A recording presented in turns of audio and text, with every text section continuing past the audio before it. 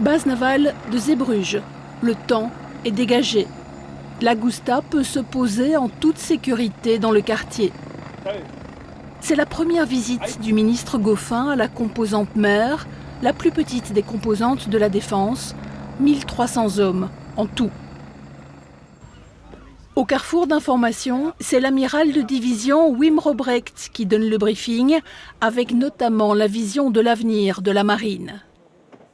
Un nouveau ministre, d'abord il est accueilli chaque fois à Bruxelles.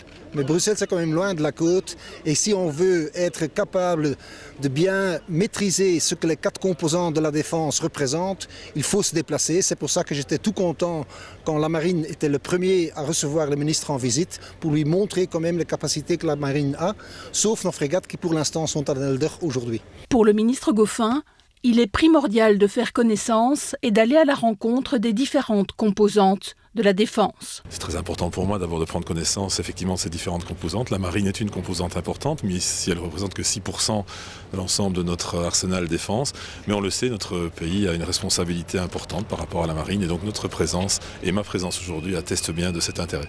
Au programme de cette visite, la présentation de projets binationaux de maintenance, mais aussi des projets d'innovation. Aussi bien le matériel existant que les projets pour le futur de la marine, puisque quand même les grandes décisions du monde politique ont été prises. Il y a des grands projets de renouvellement de la flotte qui sont en route, mais en même temps, les engins qu'on a derrière nous aujourd'hui doivent encore servir pendant de nombreuses années avant l'arrivée des autres. On a mis l'accent sur les deux. Le ministre a pu assister à plusieurs démonstrations qui illustrent tout le savoir-faire et l'expérience des marins belges, comme ici par exemple sur le Bélis, la recherche et le déminage avec des engins de lutte anti-mine. On a montré toute la procédure aussi bien au sein de la centrale opérationnelle à l'intérieur du navire que les activités qui se font sur l'arrière-pont du navire pour mettre des drones à l'eau pour retrouver quand même une mine. Un peu plus loin, c'est à l'intérieur des hangars que cela se passe. Ici, le ministre essaye des lunettes. À quelques mètres de là, c'est une démo d'un nouvel investissement qui sert aux entraînements de lutte anti-incendie.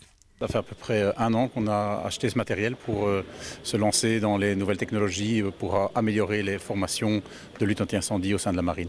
Concrètement, il s'agit d'un ordinateur qui est installé dans la bouteille de l'appareil respiratoire que porte le pompier et qui le place dans un milieu totalement virtuel en recréant différents endroits dans lesquels des feux sont allumés.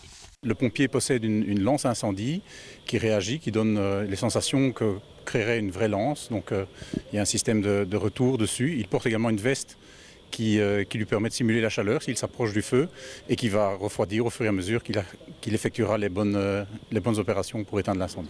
Le but est de développer et de changer les techniques d'entraînement. Alors que retenir de cette composante marine ici à Zeebrugge ?